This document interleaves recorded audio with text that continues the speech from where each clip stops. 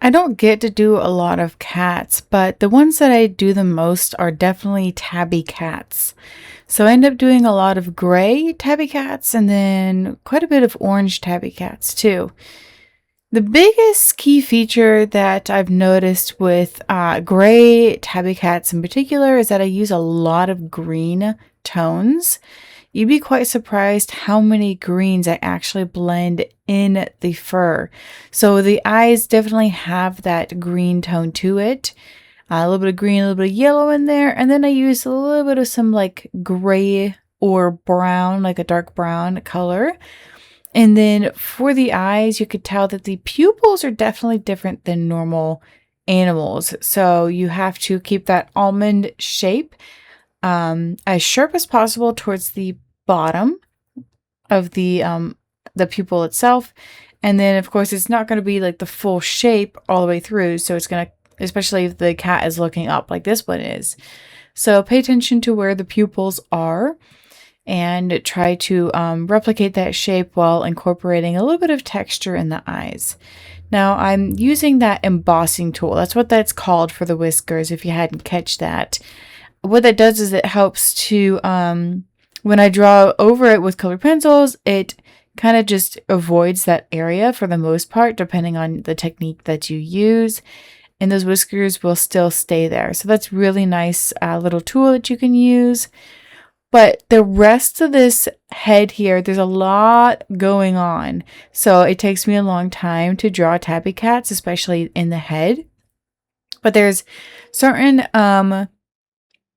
like details and features, like the patterns here above the eyes and the forehead, that you definitely need to pay attention to, because that is what makes the cat a tabby cat. So leaving room around the eyes too, that's another thing that you have to like emphasize is there's going to be a black outline around the eyes, but then there's a white where it's kind of like an off-white. So you can use an ivory color to draw around it. You can also use raw umber color pencils, which is like that green look. So in the Caran d'Ache Luminance series, you can use a variety of different raw umbers to draw in different shadings. So you can see already that the undertones has a lot of that green tint to it, like an earthy green. And then I use the dark sepia. Dark sepia is my favorite color pencil ever because you can use it for a lot of things. You can use it as a replacement for black. You can use it to blend with different colored fur. I pretty much use it for every single animal. The ears are a little bit of a different story because there's definitely more pink. So we'll get into that here in just a little bit. And of course, my all-time favorite color pencil is the dark sepia in Faber-Castell Polychromos. I really like using this one to kind of use as a blend between brown and gray. And then sometimes I'll use it in super dark areas like black. I'll use that before or after applying black. That way it adds a little bit more of a warm tone to the black so it's not so flat looking. I also like to kind of, I use black very sparingly, but I do use it in some of these key features, like around the eyes a little bit and then in the nose. That way it has a good sense of depth, because you do want to have darker areas that are actually really dark to add that depth, and then apply just like different colors as you're going along, but let it blend in with the other colors. But just make sure that you are still applying it if you know you have to use it sparingly, but be mindful of that too. And keep it, I like to keep the black pencil really sharp, because most of the time when I'm using it, it is for details. So I end up going through a lot of black color pencils. So when I make an order, when I order something, the pencils in bulk, I like to purchase a lot of black and a lot of dark sepia, because those are my two most used color pencils. I also like to use the, it's one of the lightest gray-blue colors in Faber-Castell Polychromos. I like using that one for burnishing, either that one or a white color pencil. of your choice. Doesn't really matter, but those 3 ultimately I end up buying in bulk because I use those the most.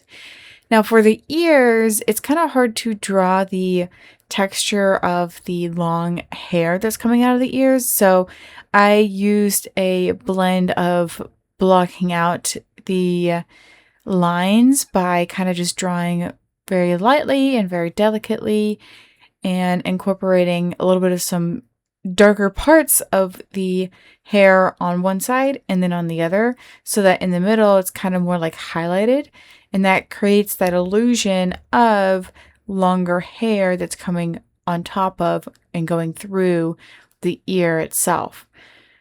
Hopefully that's a good explanation that you can understand. And then for the middle of the like top part of the ear, like right by the forehead, you can see I left room for a little bit of a highlight feature. That way I can get a good sense of depth as well. And now that we're working on the body here, you can actually see the difference that it makes when you use that embossing tool. You still have to make sure that you are applying layers and doing it very lightly and delicately around it. Because if you start applying heavy pressure, yes, it's going to push into those lines. And that does happen.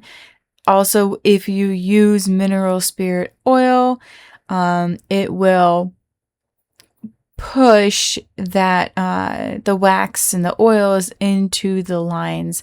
So just be very careful of that. But if that does happen, you can go back over it with a sharp white color pencil, or sometimes you can very carefully erase it with one of the electric erasers, as long as it's nice and pointed, so it's not just erasing too much of it. But moving along, so yeah, you can see here a little bit of the color did go through with the color pencil and also with the mineral spirit oil, but that's bound to happen, so you just have to be mindful of that. It's a good example as to what I was saying. And I tried fixing it. It doesn't always work, but yeah, you can use a white color pencil to go on top. But I think that sometimes having that a little bit of color blended into it actually makes it look a little bit more realistic, because the whiskers are just so fine and very thin that you can kind of see the color of the fur behind it if you're looking at the cat in person. So it actually kind of ends up working out ultimately, and that's what really matters the most, is that you're just playing around with different techniques, figuring out what works and what doesn't work. I still end up learning new things as I'm going along after all these years. I've been drawing for about 7 years now, and I'm still learning a lot, especially when it comes to contrast. I'm very much like monotone when it comes to contrast. I like mine to look more neutral a lot of the time, or just kind of a little bit more on the realistic side of things. And my depth is just not as up to par as some other color pencil artists. So yes, I compare myself to other color pencil artists sometimes, and that usually is a no-no. But I think if you are trying to use positive comparison in very minimal ways, more in a beneficial way, like, oh, I see your technique is a lot better than mine, let me try it out and see, hey, I like that method, let me keep doing it, instead of, oh my gosh, this person has like the best, most realistic look and I'm so jealous and I don't know how to achieve that, and I'm just throwing myself in a spiral because I'm so upset that mine doesn't look that good and I don't know how to get it to look good, blah, blah, blah, blah. Yeah, there's a difference between the two. And I've had to learn that the hard way, and sometimes I still learn that the hard way. But I think even when I see other people's pet portraits now, I don't get as jealous, because I ultimately just thoroughly enjoy the process itself, and I don't care nearly as much about making huge improvements in terms of making it look super realistic. So I think it's more important that you enjoy what you're doing and enjoy the process of it than trying to make it look like have an actual expectation or result of it. I do in-person classes about once a month, and this is something that I talk about a lot is just, hey, let's just sit down and enjoy the process and see where it takes us. And a lot of the time, the end result is definitely not going to be what you expect, what a lot of the students expect, but I think that the reason why they keep coming back is because they're enjoying the experience more so than the outcome of it. And it's something that they can go and show off to their friends and family, say, hey, I did this thing and I really enjoyed it. And I think I might continue doing it, might come back, because I always like to encourage my students. I also try to give constructive criticism, I guess you could say. Like I try to actually help people without just being like, hey, that looks good. Oh yeah, that's fantastic. No, I'll actually try to help them improve by pointing out certain things that I can see that they might be making a mistake in and just don't know about. And they end up really being appreciative of the critiquing, because it actually helps them improve later on as they keep coming back to my classes. They take that instruction and they use it in all of their portraits. So I think that there's a healthy boundary between constructive criticism and or at least like instructions and constructive criticism. And I think that in the way of explaining how you did a thing, like I can look at somebody else's artwork and point out, all right, so you need to add a little bit more depth to this. So how you do that is apply more layers and use heavier pressure and kind of start going into darker color pencils. A lot of the time, I tell my students, if you just keep going, keep building up those layers, you're going to actually be more satisfied with the end results than if you were to give up halfway through and you still see a lot of the tooth of the paper coming through and it looks like a sketch instead of a finished portrait, which is the end goal for most of my students, is to have something that looks like a finished portrait, not just a sketch. And so for this one, I think this is the one that I had paper that I really didn't care for as much. And so you can see that the depth is just not there all too much. But in person, it did look like there was more depth there. But I do go back over a lot of it and apply black on top of the dark sepia. And now you can see, okay, it doesn't look like it's flat black. It actually looks like a dark, dark, dark brown. So keep that in mind when you are working on your process of fur. Use the black more towards the end, not necessarily the very last thing that you do, because sometimes, depending on the paper that you use, it is hard to get a very saturated, deep, dark black color if you have too many layers applied.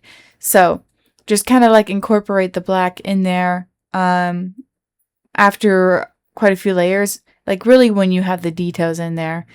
And I'm only specifically saying that for itself, but there are some details that, yeah, you kind of want to apply the black like more towards the beginning. But as I'm teaching, as I'm showing you these techniques in these videos, you can get a good gist of what I'm saying when it comes to black. But my number one rule is to wait to use the black until closer towards the middle or the end. I also used a blonde color pencil to apply a little bit more of a warm tone because there was a little bit too much cool tone in this body. I'm using this slice tool. It's literally called slice tool. You can get it on Amazon, but I also will have my ebook that has all the materials that I use linked below. but it's really nice. It's kind of close to an X-Acto knife, but it's got a little bit of a softer edge to be able to get either a wider or a thinner sketch, essentially. So it's removing some of those layers, and you can see that it adds a little bit more of like a detailed highlight.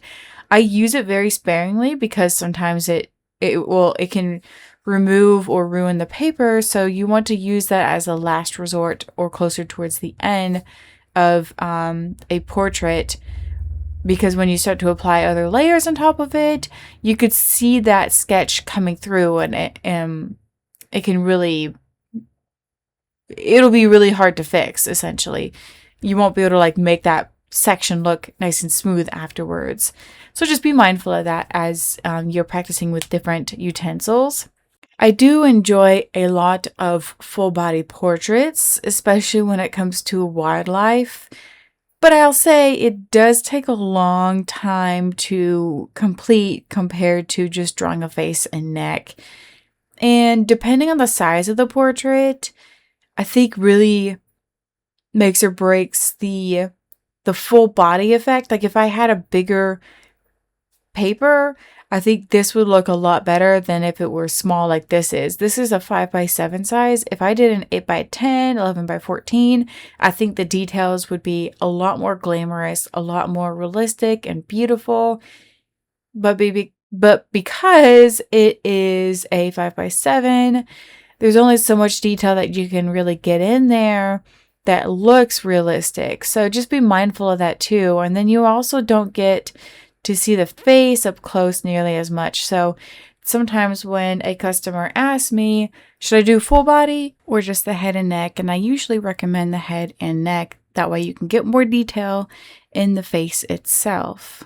And then when it comes to drawing material, it is a totally different thing. And I'm not always fond of drawing materials, but it can be fun at the same time. So this one's very light, so you can kind of just play around with it, but make sure that you use light color pencils and light pressure to create the details. But for this you got to create a sense of depth. So this cat is sitting on top of a little pillow or blanket, one of those two. So you just want to kind of use a little bit of some shading around the body itself. That way it looks like it's sitting on it, and using, applying that sense of depth with the shading.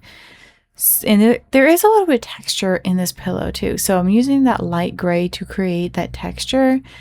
It's kind of one of those light, like a little bit more of a harder material blanket, I believe is what it is. And so there's all these lines, and then there's a little bit of like a floral pattern that's incorporated in it. So, and really at this point, I'm just kind of playing around with it and drawing where I see the pattern as best as possible, and then drawing like in that same direction too. So you want to make it look like there's folds and there's